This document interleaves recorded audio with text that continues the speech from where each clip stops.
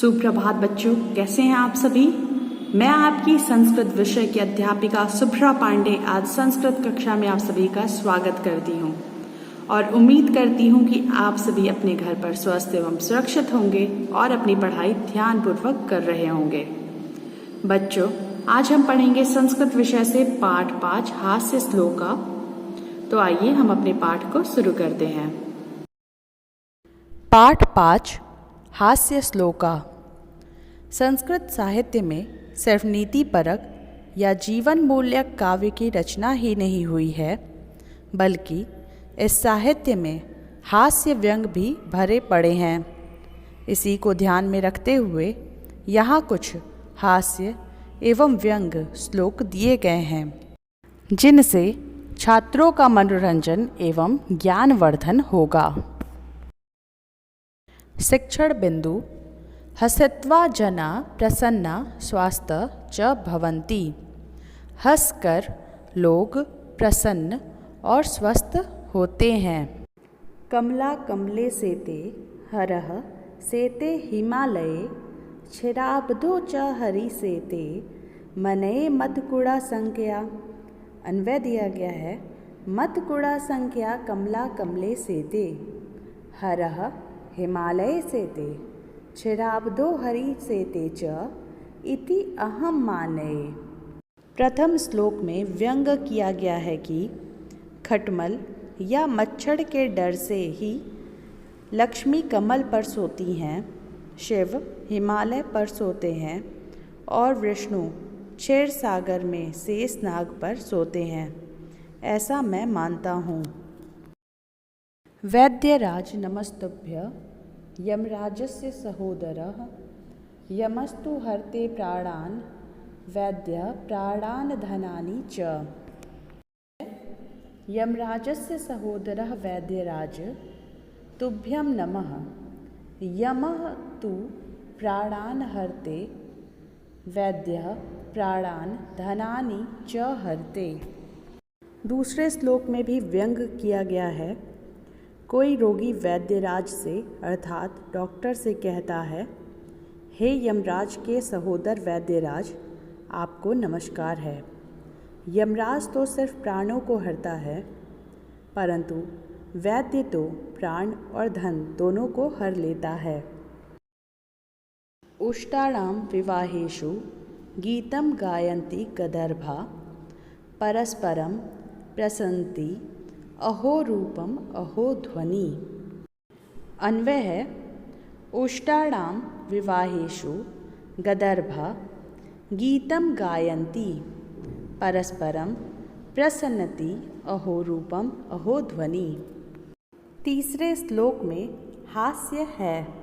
इसमें कहा गया है कि ऊँटों की शादी में गधे गीत गाते हैं। आपस में ही दोनों एक दूसरे की प्रशंसा करते हुए कहते हैं, दूल्हे का रूप कितना सुंदर है, गाने वाले की ध्वनि अर्थात राग कितना सुंदर है। एक बार फिर से इसका अर्थ देख लेते हैं।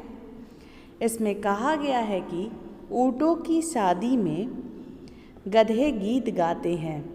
आपस में दोनों एक दूसरे की प्रशंसा करते हुए कहते हैं, दूल्हे का रूप कितना सुंदर है, गाने वाले की ध्वनि अर्थात राग कितना सुंदर है। परा अन्नम प्राप्य दुर्बुद्धे माँ शरीरे दयाम कुरु। परा अन्नम दुर्लभम लोके शरीराणि पुनः पुनः। एक बार फिर से इस श्लोक को देखते हैं। परा अन्नम प्राप्य दुर्बुद्धे माँ शरीरे दयाम कुरु। परा अन्नम दुर्लभम लोके शरीराणि पुनः पुनः। अन्वय है। दुर्बुद्धे परा अन्नम प्राप्य शरीरे दयाम मा कुरु लोके परा अन्नम दुर्लभम शरीराणि पुनः पुनः मिलति। चौथे श्लोक में हास्य व्यंग दोनों का पुट है। इसमें कहा गया है, अरे दुर्बुद्धि मूर्ख, दूसरों का अन्न पाकर अपने शरीर पर दया मत करो। इस संसार में दूसरे का अन्न मिलना कठिन है। शरीर तो बार बार मिल जाता है। एक बार फिर से इसका अर्थ जान लेते हैं। अरे दुर्बुद्धि अर्थात मूर्ख, दूसरे का अन्न पाकर अपने शरीर पर दया मत करो। इस संसार में दूसरे का अन्न मिलना कठिन है। शरीर तो बार बार मिल जाता है। यहाँ कुछ शब्द दिए गए हैं, आइए हम उनके अर्थ को जानते हैं। मत कुण्य संज्ञा अर्थात मच्छर के डर से। कमला अर्थात लक्ष्मी, कमले कमल पर। सेते अर्थात सोती हैं। हरः अर्थात भगवान शिव। क्षीराब्दो अर्थात क्षीर समुद्र में। हरि अर्थात भगवान विष्णु। माने अर्थात मानता हूँ। तुभ्यम अर्थात तुमको। सहोदरः अर्थात सगा भाई। हरते अर्थात हरता है। उष्टाणाम अर्थात ऊँटों के। गदर्भा अर्थात गधे। ध्वनि अर्थात स्वर। दुर्बुद्धे अर्थात अरे मूर्ख। परान्नम अर्थात दूसरों का अन्न। एक बार फिर से इन शब्दों को हम देख लेते हैं।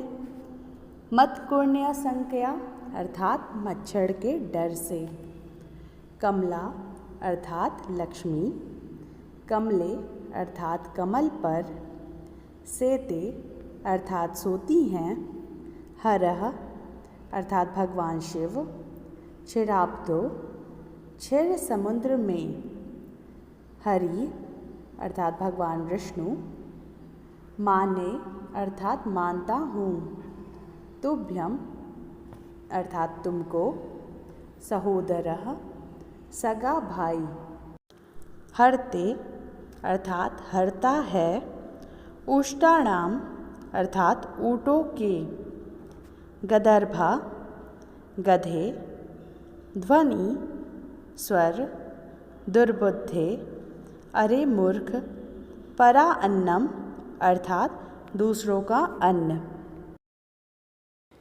बच्चों, मैं उम्मीद करती हूँ कि यह पाठ आपको अच्छे से समझ में आया होगा। इस पाठ से संबंधित किसी भी प्रकार की दिक्कत होने पर आप हमसे प्रश्न पूछ सकते हैं। मैं यह भी उम्मीद करती हूँ कि आप दिए गए निर्देशों का पालन करेंगे और समय से अपना कार्य पूर्ण करेंगे। आज के लिए बस इतना ही।